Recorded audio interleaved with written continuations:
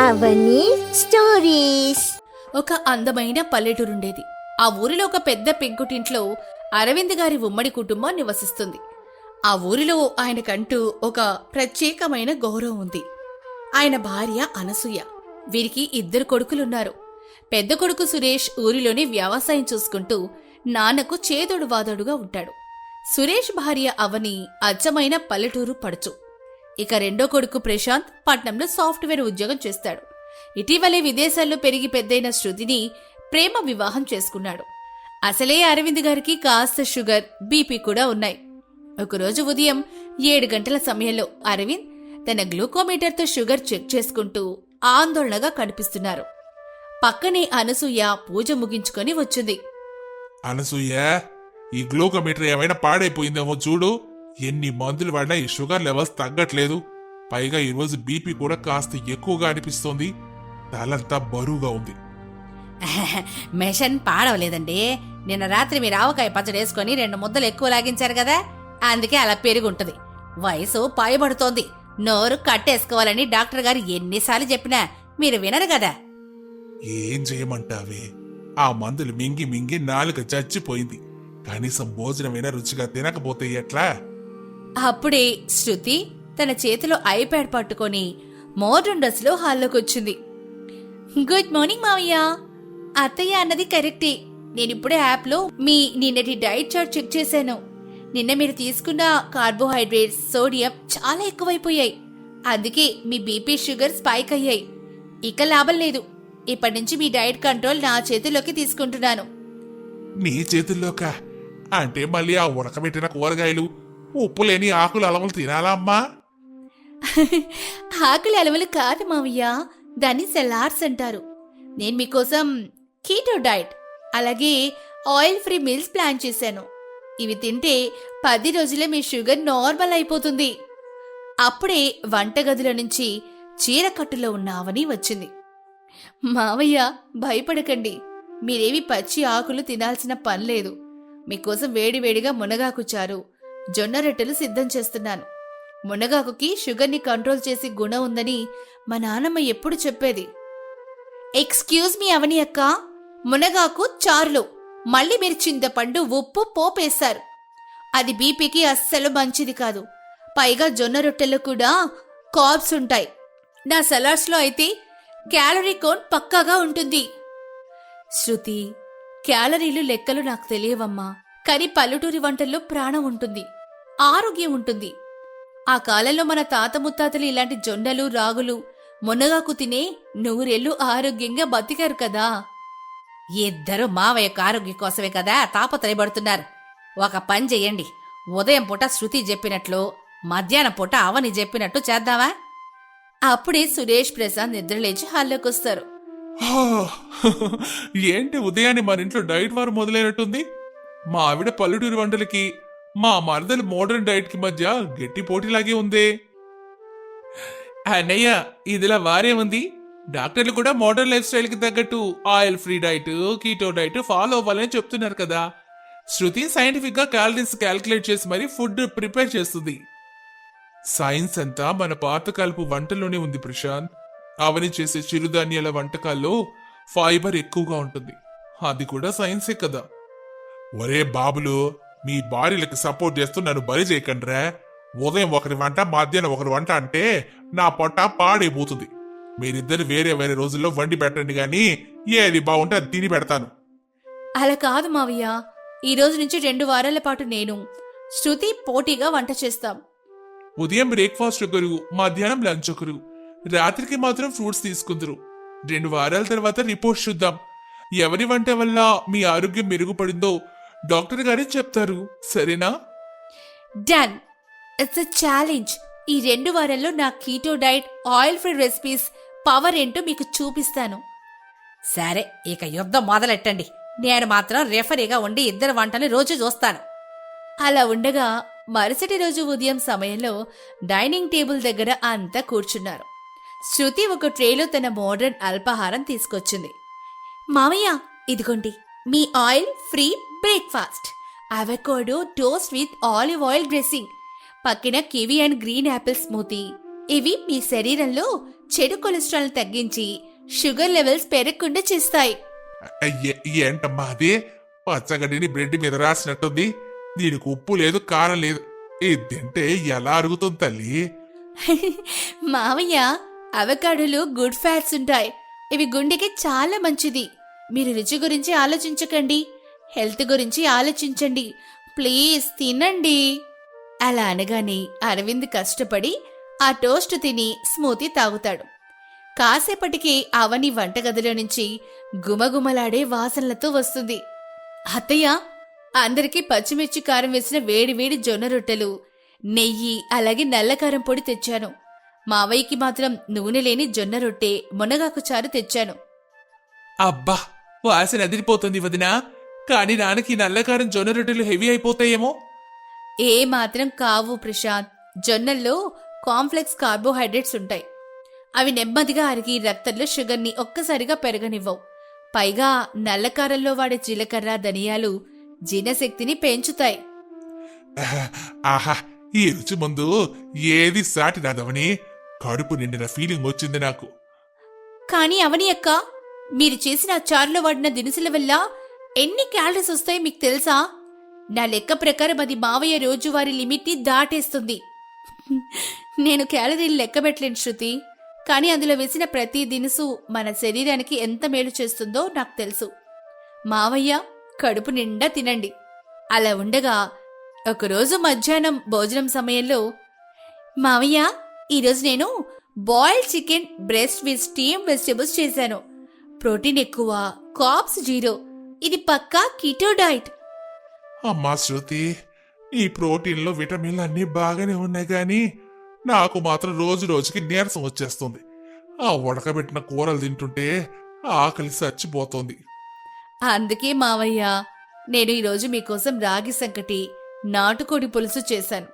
కాకపోతే పులుసులో నూనె చాలా తగ్గించి మసాలాలు మితంగా వేశాను. రాగి సంకటి ఒంటికి చలవ చేస్తుంది, బలాన్ని ఇస్తుంది. అవును శృతి, నీ డైట్లో ఆరోగ్యం ఉందేమో గాని మనిషికి సంతృప్తి లేదు. కడుపుకి హాయిగా అనిపించకపోతే మందులు వాడినా లాభం ఉండదు కదమ్మా. మీరు అర్థం చేసుకోవట్లేదు అత్తయ్య. ట్రెడిషనల్ ఫుడ్ పేరుతో మనం అవసరానికి మించి కార్బ్స్ తింటున్నాం. అందుకే ఇండియాలో డయాబెటీస్ ఇంతలా పెరిగిపోతుంది. నా డైట్ వల్ల రిజల్ట్ ఎలా ఉంటుందో రేపు డాక్టర్ దగ్గరికి వెళ్ళాక మీకే తెలుస్తుంది. రేపే కదా మావయ్యకి చెకప్ ఉంది. చూద్దాం ఎవరి వాదన గెలుస్తుందో. అలా ఉండగా మరుసటి రోజు సాయంత్రం సమయంలో హాస్పిటల్ నుంచి అందరూ ఇంటికొచ్చారు. అందరి ముఖాల్లో ఒక రకమైన ఆశ్చర్యం, సంతోషం ఉన్నాయి. అరవింద్ రిపోర్ట్స్ చాలా అద్భుతంగా వచ్చాయి. హాల్లో అందరూ కూర్చొనున్నారు. చూసావా అనసూయ, నా షుగర్ లెవెల్స్ పర్ఫెక్ట్ గా నార్మల్కి వచ్చాయి. బీపీ కూడా పూర్తిగా కంట్రోల్లో ఉంది. డాక్టర్ గారు ఆశ్చర్యపోయారు కదా నా రిపోర్ట్స్ చూసి. అవునండి, నాకు చాలా సంతోషంగా ఉంది. ఇంతకీ ఈ క్రెడిట్ ఎవరికి దక్కుతుందంటారు? శృతి సలాడ్లకా, అవని జొన్న రొట్టెలగా? ఆ సమయంలో శృతి ముఖంలో కాస్త గందరగోళం ఉంది. ఆమె చేతిలో ఉన్న రిపోర్ట్స్ ని మళ్ళీ మళ్ళీ చూసుకుంటుంది. ఏంటి శృతి, డాక్టర్ గారు చెప్పిన విషయం విని ఇంకా ఆలోచిస్తున్నావా? అవని అక్క, ఐఎమ్ సారీ. నిన్న మోడర్న్ బుక్స్, విదేశీ పద్ధతులే గొప్పవని విర్రవీగాను. కానీ డాక్టర్ గారు చెప్పిన మాటలు నా కళ్ళు తెరిపించాయి. ఈ క్రెడిట్ పూర్తిగా మీకే దక్కుతుంది. పిచ్చిదానా, సారీ ఎందుకే? ఇందులో నా గొప్పేముంది? లేదక్కా, డాక్టర్ గారు క్లియర్గా చెప్పారు. కీటో డైట్ వల్ల వెయిట్ లాస్ అవుతారు, కానీ కడుపు నిండా రాగి సంకటి, జొన్న రొట్టెలు తినడం వల్లే మావయ్యకి నీరసం తగ్గి శక్తి వచ్చింది అని. పైగా మీరు చేసిన చిరుధాన్యాల వంటలకి గ్లైసెమిక్ ఇండెక్స్ చాలా తక్కువట కదా. అంటే అవి రక్తంలో షుగర్ని చాలా నెమ్మదిగా కలుపుతాయని డాక్టర్ గారు చెప్పినప్పుడు నాకు బుర్ర వెలిగింది. అవును శృతి, నువ్వు ఫారెన్లో ఉండి మిలెట్స్ అంటే ఏదో అనుకున్నావు. కానీ అవే మన పల్లెటూరి జొన్నలు, సజ్జలు, రాగులు, కొర్రలు. ఇప్పుడు విదేశాల్లో కూడా ఆ సలాడ్లు మానేసి మన మిల్లెట్స్ ని సూపర్ ఫుడ్స్ అని తింటున్నారు. మన పాతకాలపు నల్లకారం, మునగాకు చారులో ఉన్న యాంటీ ఆక్సిడెంట్స్ ఆలివ్ ఆయిల్లో కూడా ఉండవమ్మా. నిజమే బావగారు, నా డైట్లో క్యాలరీ కౌంట్ కరెక్టే, కానీ మావయ్య శరీరానికి కావాల్సిన మైక్రోన్యూట్రియంట్స్, ఫైబర్ మీ పల్లెటూరి వంటల వల్లే అందాయి. నేను ఆయిల్ ఫ్రీ అనగానే రుచిని పూర్తిగా చంపేశాను. కానీ మీరు అవని అక్క అదే తక్కువ నూనెతో పోపు పెట్టి ట్రెడిషనల్గా రుచి ఎలా ఉండాలో నిరూపించారు. మన పల్లెటూరి చిరుధాన్యాల వంటకాల్లోనే అసలైన ఆరోగ్య రహస్యం ఉంది. శృతి, నా పల్లెటూరి వంటలకు ఆరోగ్యం ఇవ్వడం తెలుసు, కానీ ఎంత మోతాదులో తినాలో, క్యాలరీలో ఎలా చూసుకోవాలో నాకు తెలీదు. నువ్వు చెప్పిన పోషన్ కంట్రోల్ పద్ధతి చాలా బాగుంది. అయితే ఒక డీల్ అక్క, మీ పల్లెటూరి వంటలు, చిరుధాన్యాలతో చేసే వంటకాలు, పచ్చళ్ళు, చారు ఎలా చేయాలో నేర్పించండి. తప్పకుండా శృతి. దానికి బదులుగా నువ్వు నాకు ఆ యాప్లో క్యాలరీలు ఎలా లెక్కించాలో, ప్రతి కూరగాయలో ఏమేం విటమిన్లుంటాయో ఇంగ్లీష్లో నేర్పించు. అదన్నమాట సంగతి. అంటే ఇకపై నా భోజనంలో అవని చేసే రుచికరమైన పల్లెటూరి వంటలు శృతి లెక్క కట్టిన క్యాలరీల ప్రకారం వస్తాయన్నమాట. నాకిక డయాబెటీస్ గురించి భయం లేదు. ఇంటికి 2 కళ్ళలాంటి కోడళ్ళు మీరు. ఒకరికొకరు పోటీ పడకుండా ఇలా ఒకరి దగ్గర ఒకరు మంచి విషయాలు నేర్చుకుంటే మీ కుటుంబం ఎప్పటికీ ఇలాగే ఆనందంగా ఉంటుంది. ఆధునికతకి మన సాంప్రదాయానికి మధ్య సరైన బ్యాలెన్స్ ఉంటే ఎలాంటి రోగమైనా పారిపోవాల్సిందే. అవునమ్మా, శృతికి ఫుడ్ న్యూట్రిషన్ మీద ఉన్న నాలెడ్జ్, వదినకున్న ప్రాక్టికల్ పల్లెటూరి అనుభవం, ఈ 2 కలిస్తే మన ఇల్లు ఒక హెల్త్ రిసార్ట్లా మారిపోతుంది. నిజమే, విదేశీ సలాడ్లకి పల్లెటూరి సంగటికి మధ్య జరిగిన ఈ యుద్ధంలో గెలిచింది మాత్రం మన ట్రెడిషనల్ మిల్లెట్స్ అండ్ మా ఇద్దరి తోడికోడళ్ళ ప్రేమ. అలా అనగానే అందరూ నవ్వుతారు. శృతి వెళ్లి అవనిని హత్తుకుంటుంది. పల్లెటూరి వంటల ప్రాముఖ్యతను విదేశీ కోడలు గుర్తించడం, ఆధునిక క్యాలరీల లెక్కింపును పల్లెటూరి కోడలు నేర్చుకోవడంతో ఆ కుటుంబం అంతా సుఖ సంతోషాలతో తమ జీవనాన్ని సాగిస్తారు. సురేష్ సపోర్ట్ వల్ల అవని చదువుకోవడానికి ఒప్పుకుంది మండోదరి. సురేష్ అవనిని కాలేజీలో డ్రాప్ చేయడం, కాలేజీ నుంచి ఇంటికి తీసుకురావడం చేస్తున్నాడు. ఒకరోజు, ఏవండి, నా కళలన్నీ కూలిపోయాయనుకున్న సమయంలో మీరు మళ్ళీ నన్ను కాలేజీ మెట్లు ఎక్కేలా చేశారు. నా కళ్ళల్లో ఈ వెలుగుకి కారణం మీరే. ఇందులో నా గొప్పతనం ఏముందవని? నీకు చదువుకోవాలని పట్టుదలుంది. ఒక భర్తగా నీ కలల్ని సాకారం చేయడం నా బాధ్యత. మా అమ్మ ఏదో కోపంలో అలా మాట్లాడింది కానీ అమ్మ మనసు చెడ్డది కాదు. కాలక్రమేణా తానే నేను అర్థం చేసుకుంటుందిలే. మీ మంచితనమే మిమ్మల్ని అలా మాట్లాడిస్తోంది. అత్తయ్యగారు నన్ను అర్థం చేసుకోవాలని నేను కోరుకుంటున్నాను. ఇలా ఉండగా ఒకరోజు అంజలి నుంచి అవనికి కాలొచ్చింది. అవని వెంటనే ఫోన్ ఎత్తింది. అవతలి వైపు నుంచి అంజలి ఏడుస్తున్న శబ్దం విని, హలో అంజలి, ఏమైంది? ఎందుకలా ఏడుస్తున్నావు? ప్లీజ్ చెప్పు అంజలి. అక్క అక్క కాలేజీలో ఫైనల్ ఎగ్జామ్స్ ఫీజు కట్టడానికి రేపే ఆఖరి రోజక్క. 15,000 రూపాయలు కట్టాలి. నాన్నగారు డబ్బుల కోసం ఊరంతా తిరిగారక్క. కానీ నాన్నకి అప్పిచ్చే వాళ్ళు ఎవరు దొరకలేదు. దాంతో ఇప్పుడు నాన్నగారు తల పట్టుకొని ఏడుస్తున్నారక్క. అంజలి, నువ్వు ఏడవకు, నేనున్నాను కదా. నువ్వు పరీక్షలు రాస్తావు, సరేనా?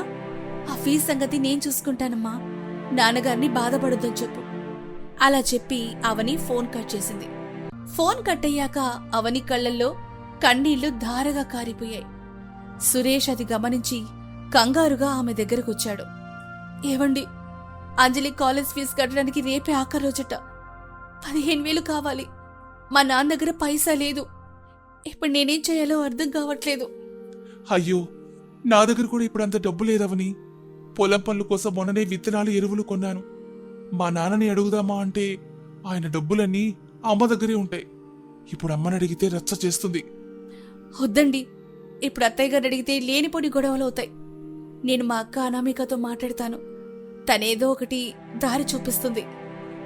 సరే అవని, నేను పొలానికి వెళ్తున్నాను, జాగ్రత్త. ఏ విషయమైనా నాకు ఫోన్ చేయి. ఇప్పుడు అవని అంజలి ఫీజు గురించే తీవ్రంగా ఆలోచిస్తోంది. అవని నెమ్మదిగా అనామికకు ఫోన్ చేసింది. అనామిక వెంటనే ఫోన్ ఎత్తి, హలో అవని, ఎలా ఉన్నావమ్మా? అంతా కులాసానేనా? అక్క, నాకేం చేయాలో తోచట్లేదక్క. అంజలి కాలేజ్ ఫీజు కట్టడానికి రేపే ఆఖరి రోజు. ఒక పక్క ఇప్పుడు నాన్నగారి దగ్గర డబ్బు లేదు, మరోపక్క అంజలి ఏడుస్తోందక్క. అయ్యయ్యో, ఇంత చిన్న విషయానికి అంతలా ఏడుస్తావా అవని? నువ్వేం పెంకపడకు. నా దగ్గర కొన్ని సేవింగ్స్ ఉన్నాయి. నేనిప్పుడే నీ అకౌంట్కి 15,000 ట్రాన్స్ఫర్ చేస్తాను. నువ్వెంటనే అంజలి ఫీజు కట్టు. వద్దక్కా, నీ దగ్గర డబ్బులు తీసుకోవాలంటే నాకు మనసు ఒప్పుకోవడం లేదక్కా. నాకేదైనా పని చూపించు, నేను కష్టపడి సంపాదిస్తాను. అవని, నువ్వు నా దగ్గర డబ్బులు తీసుకోవని నాకు తెలుసు. అందుకే నీకోసం నా దగ్గర ఒక అద్భుతమైన ఉపాయం ఉంది. ఏంటదక్కా? నువ్వు పీజీ గోల్డ్ మెడలిస్ట్వి. నీకు సబ్జెక్టులపై ఎంత పట్టుందో నాకు తెలుసు. ప్రస్తుతం నేను నీకు ఈ 15,000 అప్పుగా ఇస్తాను. నువ్వు దీన్ని పుచ్చుకొని అంజలి ఫీజు కట్టి ఆ తర్వాత నువ్వు ఖాళీ సమయాల్లో ఆన్లైన్ ట్యూషన్స్ ప్రారంభించు. ఇంటర్, డిగ్రీ విద్యార్థులకు ఆన్లైన్ క్లాసులు చెప్పు. దాని ద్వారా వచ్చే డబ్బుతో నా అప్పు తీర్చుకోవచ్చు. అలాగే నీ సొంత సంపాదనతో పుట్టింటికి సాయం కూడా చెయ్యొచ్చు. ఏమంటావ్? అక్కా, ఎంత మంచి ఉపాయం చెప్పావు. రాత్రిపూట నేను ఎలాగో చదువుకుంటున్నాను కదా, అదే సమయంలో 1 గంట క్లాసులు చెప్తే నా చదువుకి కూడా ఉపయోగపడుతుంది, డబ్బులు వస్తాయి. అదే అవని నా ప్లాను. ఇప్పుడే నీ ఫోన్కి డబ్బులు పంపుతున్నాను. అంజలికి పంపించే. ఇవాళ రాత్రి నుంచి మనం ఆన్లైన్ ట్యూషన్ ప్లాన్ చేద్దాం. థ్యాంక్ యూ అక్కా. నా కష్ట సమయాల్లో ఎప్పుడు నువ్వు దేవుళ్ళ అండగా నిలబడతావు. అంజలి ఫీజు కట్టేయడంతో అవని మనసు తేలికపడింది. రాత్రి 9 గంటల సమయం. సురేష్ గదిలోకొచ్చాడు. అవని తన ఫోన్ని ట్రైపాడ్కి తగిలించి వెనక ఒక చిన్న వైట్ బోర్డు తగిలించి సిద్ధం చేసుకుంటోంది. ఏంటవని, గదిని ఏదో రికార్డింగ్ థియేటర్ లాగా మార్చేస్తున్నావు? బోర్డులు, ఫోన్లు ఏంటివి? సురేష్ గారు, కూర్చోండి, చెప్తాను. మా అక్క అనామిక నాకు 15,000 అప్పు ఇచ్చి అంజలి ఫీజు కట్టించింది. ఆ అప్పు తీర్చడానికి, అలాగే నా సొంత సంపాదన కోసం నేను ఈ రోజు నుంచి ఆన్లైన్ క్లాసులు ప్రారంభించబోతున్నాను. ఏంటి, ఆన్లైన్ క్లాసులా? అంటే ఇంట్లోనే కూర్చుని పిల్లలకి చదువు చెప్పేస్తావా? ఎంత మంచి ఆలోచన అవని. దీనివల్ల నువ్వు బయటకెళ్లాల్సిన అవసరం కూడా ఉండదు. మా అమ్మ కూడా ఏమీ అనలేదు. అవును సురేష్ గారు, అక్క వాళ్ళ కాలేజీ విద్యార్థులు కొందరు నా క్లాస్లో జాయిన్ అయ్యారు. ఈ రోజు రాత్రి 9:30 నా మొదటి క్లాస్. చాలా సంతోషం అవని. నువ్వు క్లాస్ చెప్పు, నేను బయట గదిలో ఉంటాను. నీకెలాంటి డిస్టర్బెన్స్ లేకుండా చూసుకునే బాధ్యత నాది. అవని ఎంతో ఆత్మవిశ్వాసంతో ఆన్లైన్ క్లాస్ ప్రారంభించింది. ఆమె బోధనా శైలి ఎంతో అద్భుతంగా ఉంది. కష్టమైన విషయాల్ని కూడా అతి సులభంగా వివరించడంతో విద్యార్థులందరూ ముగ్ధులయ్యారు. మొదటి రోజే క్లాస్ సూపర్ హిట్ అయింది. ఆమె ప్రతిభ చూసి చాలా మంది 10th, ఇంటర్, డిగ్రీ విద్యార్థులు ఆన్లైన్ క్లాసుల కోసం రిజిస్టర్ చేసుకున్నారు. అవనికి మంచి ఆదాయం రావడం ప్రారంభమైంది. ఒకరోజు మధ్యాహ్నం మండోదరి మరియు సింధు హాల్లో కూర్చొని కాఫీ తాగుతూ ఉన్నారు. వంటింట్లో ఉన్న అవని ఫోన్కి వరుసగా గూగుల్ పే మెసేజ్ టోన్లు టింగ్ టింగ్ అంటూ వినిపిస్తూనే ఉన్నాయి. చూసావా మమ్మీ, ఈ వదిన గారి ఫోన్కి రోజుకి 100 సార్లు ఆ మెసేజ్ టోన్ వస్తోంది. ఇంట్లో కూర్చొని ఏదో బొమ్మలు గీస్తూ ఫోన్లో పిచ్చి వాగుడు వాగుతూ రోజుకి 1,000 రూపాయలు సంపాదించేస్తోంది. ఊరంతా ఈవ గురించి గొప్పగా మాట్లాడుకుంటున్నారు మమ్మీ. నాకైతే అస్సలు తట్టుకోలేకపోతున్నాను. అవును సింధు, ఈ అవని మన ఇంట్లో ఉంటూ ఎంతలా సంపాదిస్తోందో. ఈమె ఇలాగే సంపాదిస్తే రేపు మనల్ని అస్సలు లెక్క చేయదు. ఈమె ఆన్లైన్ క్లాసులు ఆట గట్టించాలి, ఎలాగైనా డిస్టర్బ్ చెయ్యాలి. నా దగ్గర ఒక ప్లాన్ ఉంది మమ్మీ.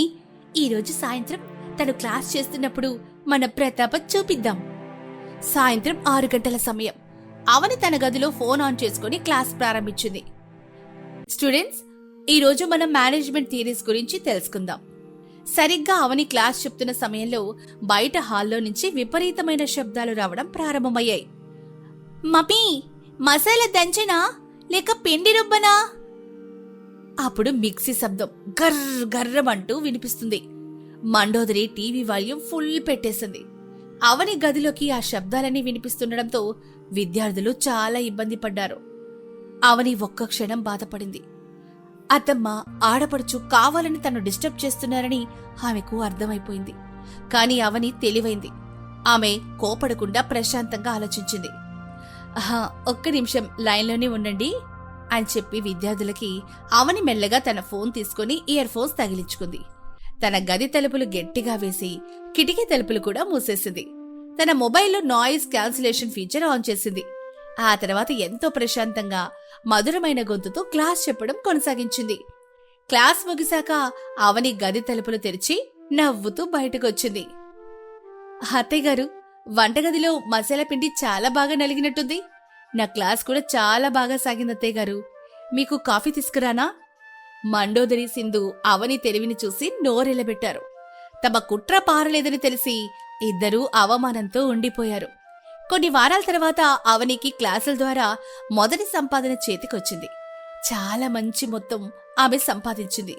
ఆమె ఎంతో సంతోషంగా మొదట అనామికకు ఫోన్ చేసింది. అక్క, ఈరోజు నా మొదటి నెల సంపాదన చేతికొచ్చిందక్కా. నువ్విచ్చిన 15,000 రూపాయల అప్పును నీ అకౌంట్కి ఇప్పుడే ట్రాన్స్ఫర్ చేశాను, చూడక్కా.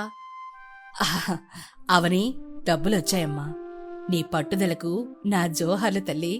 నీ స్వశక్తితో నువ్వు ఈరోజు 1,000 రూపాయలు సంపాదిస్తున్నావు. నీ కన్న కుటుంబానికి అండగా నిలబడ్డావు. నాకు చాలా గర్వంగా ఉందమ్మా. అంతా నీదయ్యే అక్క. నువ్విచ్చిన ఆలోచన వల్లే నేను ఈరోజు తలెత్తుకుని నిలబడగలిగాను. ఇక నా జీవితంలో ఒకే ఒక్క పెద్ద బాధ్యత మిగిలిందక్కా. మా చెల్లి అంజలి చదువు పూర్తయ్యాక తనకొక మంచి సంబంధం చూసి పెళ్లి చేయాలి. ఆ రోజుతో నా బాధ్యత పూర్తవుతుంది. నా కన్నవారి రుణం తీర్చుకున్న దాన్నవుతాను. ఆ తర్వాత నేను నా సంసార జీవితంలో పూర్తిగా సంతోషంగా ఉంటానక్కా. తప్పకుండా జరుగుతుందవని. నీలాంటి మంచి మనసున్న అమ్మాయికి ఆ దేవుడు ఎప్పుడూ తోడుంటాడు. అవని ఫోన్ పెట్టేసి ఎంతో సంతోషంగా గదిలో నుంచి బయటకొచ్చింది. అవని వంటగది వైపు వెళ్తూ ఉండగా మండోదరి గట్టిగా పిలిచింది. అవనే, ఇటరా, నీతో మాట్లాడాలి. చెప్పండి అత్తయ్య గారు, ఏమైంది? నీ ఆన్లైన్ క్లాసుల ద్వారా నీకు చాలా డబ్బులు వస్తున్నాయట కదా. పైగా ఈరోజు నీ మొదటి నెల సంపాదన కూడా నీ చేతికి వచ్చిందట కదా. అవునండి అత్తయ్య గారు, విద్యార్థులు ఫీజులు పంపించారు. చాలా మంచి ఆదాయమే వచ్చింది. అయితే వినవని, నువ్వు ఈ ఇంట్లో ఉంటున్నావు. మా తిండి తింటూ మా ఇంట్లో కూర్చొని నువ్వు సంపాదించే రూపాయి ఈ రోజు నుంచి నా చేతిలోనే పెట్టాలి. నీ ట్యూషన్ల ద్వారా వచ్చే సంపాదనంతా నాకే ఇవ్వాలి. అత్తయ్య గారు, మీరేం మాట్లాడుతున్నారు? పెళ్లికి ముందే మనం మాట్లాడుకున్నాం కదా. నా సంపాదన నా చెల్లి చదువు కోసం, నా పుట్టింటి కోసం వాడుకుంటానని అలా చెప్తే మీరంతా ఒప్పుకున్నారుగా. ఆ డబ్బు నేను మా అక్క అప్పు తీర్చడానికి, మా నాన్నకి పంపడానికి ఉంచుకున్నాను. నోరు మొయ్. పెళ్లికి ముందు ఏదో మాట వరుసగా చెప్తే దాన్ని పట్టుకుని ఇంకా వేలాడతావా? ఈ ఇల్లు నాది. ఇక్కడ నా హుక్కు మాత్రమే నడుస్తుంది. నువ్వు సంపాదించే డబ్బులో ఒక్క పైసా కూడా నీ పుట్టింటికి వెళ్ళడానికి ఈలేదు. ప్రతి పైసా నా చేతికి ఇయ్యాల్సిందే, లేదంటే ఈ ఇంట్లో నీకు స్థానం లేదు. మండోదరి అరుపులకు అవని కళ్ళల్లో నీళ్లు తిరిగాయి. తన కష్టార్జితాన్ని, తన కన్నవారికి ఇవ్వాల్సిన డబ్బును అత్త లాక్కోవాలని చూస్తుంటే అవనికి ఏం చెయ్యాలో తోచడం లేదు. అవని తన కష్టార్జితాన్ని మండోదరి చేతిలో పెడుతుందా? భార్యపై తల్లి చేస్తున్న ఈ దారుణమైన దోపిడీని చూసి సురేష్ ఎలా స్పందిస్తాడు? అవని తన చెల్లి అంజలి పెళ్లి బాధ్యతను ఎలా పూర్తి చేయబోతుంది? ఈ విషయాలన్నిటికీ సమాధానం తెలియాలంటే తర్వాత ఎపిసోడ్ చూడాల్సిందే.